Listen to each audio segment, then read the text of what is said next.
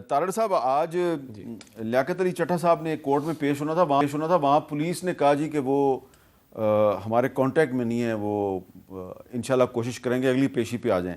तो ये लियाकत अली चट्टा साहब जो हैं ये इलेक्शन कमीशन में तो चले गए थे और उन्होंने अपनी स्टेटमेंट को डिनाई भी कर दिया था। स्टेटमेंट पे कोई दस्तखत के साथ कोई डेट भी नहीं उन्होंने डाली हुई, अब वो गायब हो गए हैं। तो ये क्या चक्कर है?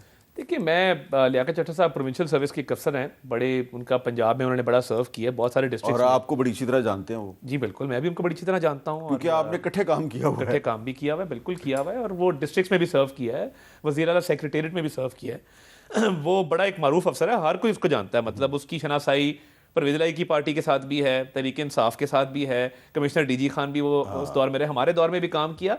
उन अफसरों में से हैं जिन्होंने आती जाती हुकूमतों में जिस मर्जी पॉलिटिकल पार्टी की थी उन्होंने सबके साथ काम किया।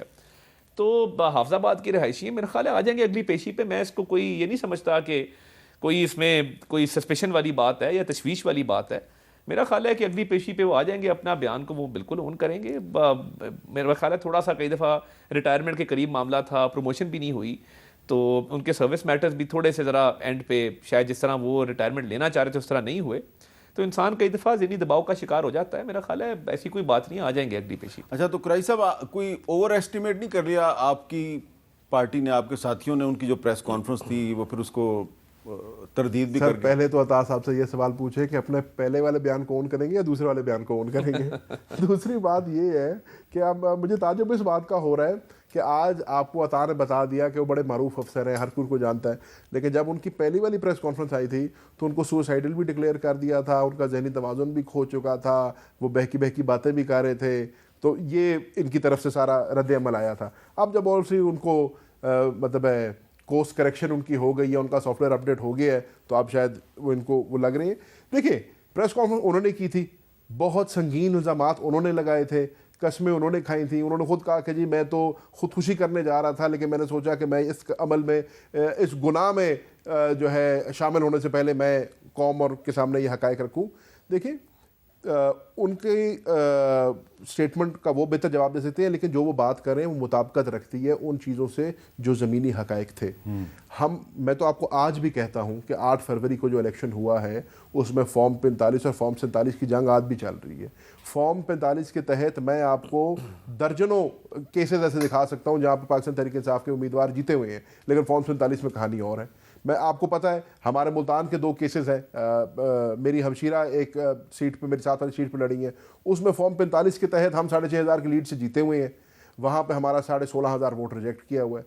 जो उसके नीचे जो 2 सूबाई हल्के हैं उनका मजमुआ रिजेक्टेड वोट 4,000 है। कौमी असम्बली, लेकिन आप अकेले नहीं है, हम अकेले नहीं है, हर जगह है। पीपल्स पार्टी के बहुत से जो सर मजेदार बात के उम्मीदवार हैं वो भी अपने फॉर्म 45 उठा के अच्छा मीर साहब, मजेदार बात, बीएनपी मंगल वाले भी उठा के, मैं आपकी बात को आगे ले जाता हूँ। इस चीज में तो हम सारे बराबर हैं। आप कराची जाएंगे तो आपको पीपल्स पार्टी कहेगी कि एमक्यूएम को जो मैंडेट मिला है, बलूचिस्तान में जाफर मंदोखेल साहब नून लीग के सूबाई सदर, आप केपीके में चले जाएंगे आपको मौलाना ये बात कर देंगे। तो हर जगह ये बात हो रही है, इसलिए हम कहते हैं कि इसके ऊपर जुडिशल कमीशन बननी चाहिए। इसलिए खान साहब ने कहा कि पहले 4 हल्के मैं बता रहा हूँ उनको खोल दो, जैसे हमने पहले भी 13 में भी डिमांड की थी। बट हर वो हल्का जहां पर फॉर्म 45 का रिकॉर्ड मौजूद है और फॉर्म 45 के रिकॉर्ड में एक शख्स जीता हुआ है, उसको खोलना चाहिए। यह दूध का दूध पानी का पानी होना चाहिए। और बिलावल भुट्टो साहब ने जो अपनी पहली तकरीर पार्लियामान में की तो उन्होंने कहा कि मैं दूसरी दफ़ा मेंबर बन के आ रहा हूँ, तो मैं दुआ करता हूँ कि जब मैं तीसरी दफ़ा आऊँ तो ये मसला ना हो। तो ये मसला पाकिस्तान की जमहूरियत का मसला है,